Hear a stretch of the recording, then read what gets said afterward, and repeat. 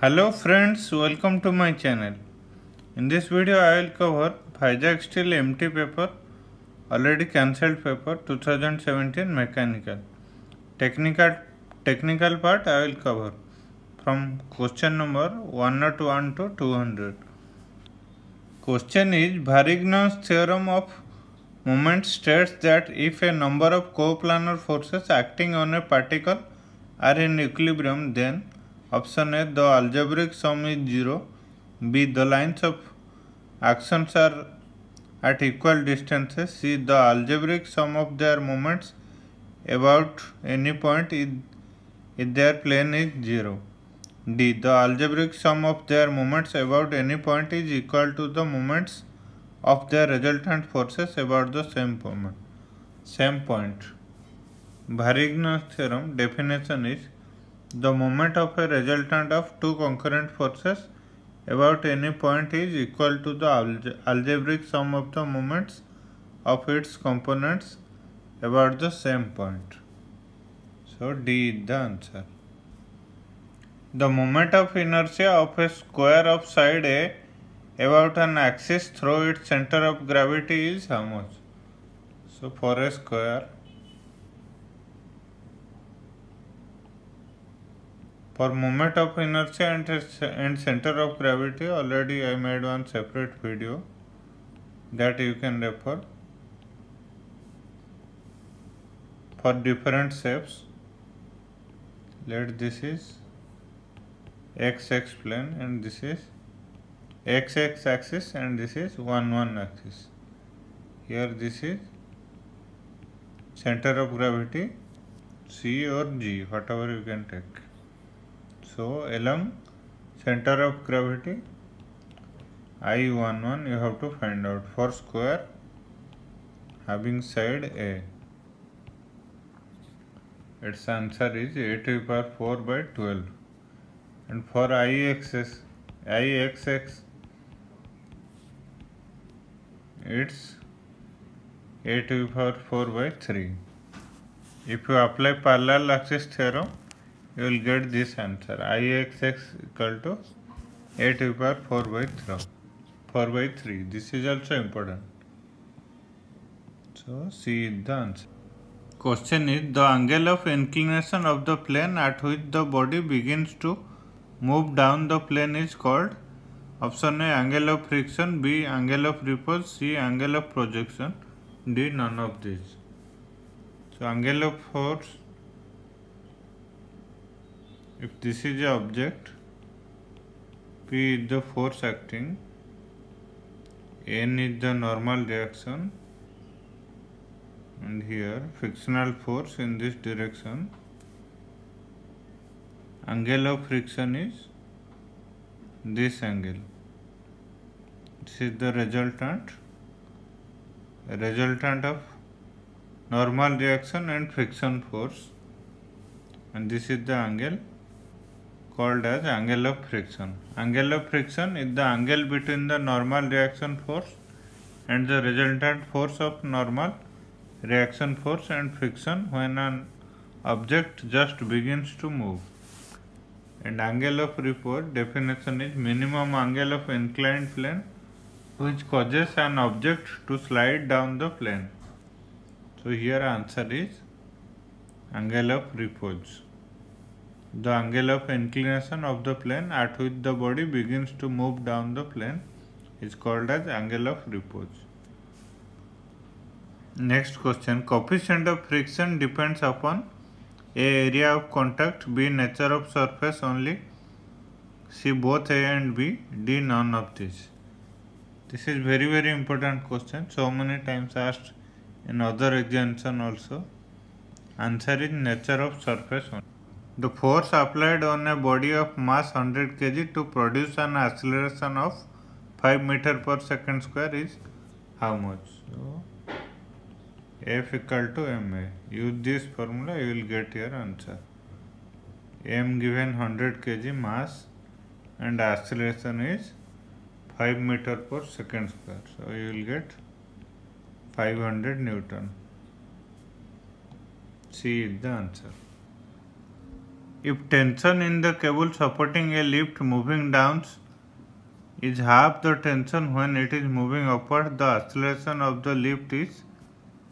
In ISRO examination, this type of question they are asking. 3-4 times they asked this type of question. So this is also very important.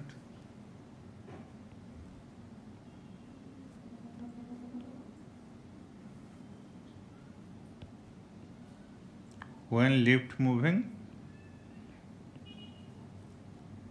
downwards, first case, acceleration is L. Tension is T1. Second case, lift moving upwards, tension is T2, same weight and half the tension. So when it is moving upwards, T2 is 2 times T1 or T1 is T2 by 2. Same acceleration, use the formula F equal to ma. Here in first case, W minus T1 equal to W by G. A mass is weight divided by acceleration due to gravity. So T1 equal to W take common 1 minus A by G. In second case, so it's going upward, so T2 minus W equal to W by G A. T2 is, take W common, 1 plus A by G. Then T1 equal to T2 by 2. So here T2 is 2 W into 1 minus A by G. This is equation 1. This is equation 2. From equation and 1 and 2, both case. So from equation 1 and 2, 2W into 1 minus A by G, W into 1 plus A by G. W cancel. 2G minus 2A equal to G plus A. So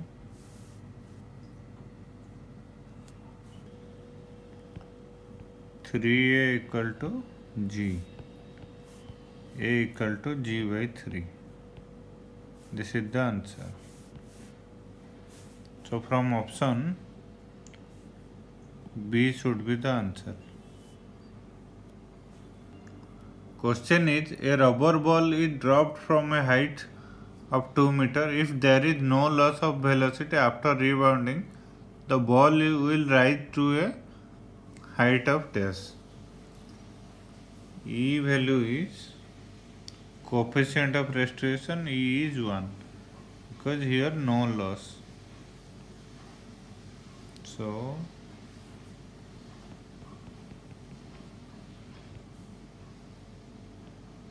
rubber ball with initial velocity u1, floor let this is v1 and final velocity is v2. Here u2, rebound time. So E value is v2 minus v1 divided by u1 minus u2. This is u2, initial velocity of the floor. This is final velocity or rebound velocity of the ball. V2 is final velocity of the floor.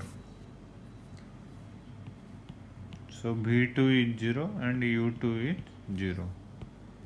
E equal to 1 minus V1 by U1.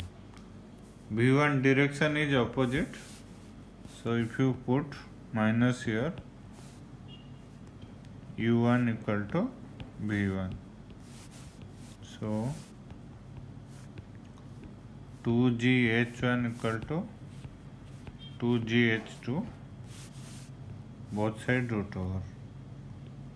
Let this height is H1. Here let this height is X. X equal to H2. So H1 already given 2 meter. 2G cancel. So H2 equal to 2 meter. Directly also you can answer this question. U1 equal to V1. B is the answer.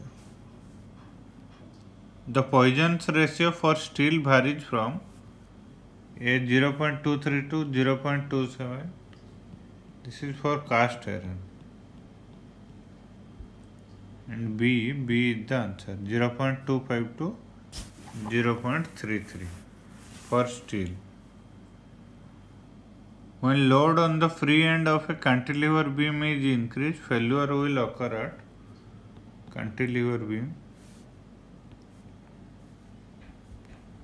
Whatever the load, point load or moment, whatever it may be, fixed end is the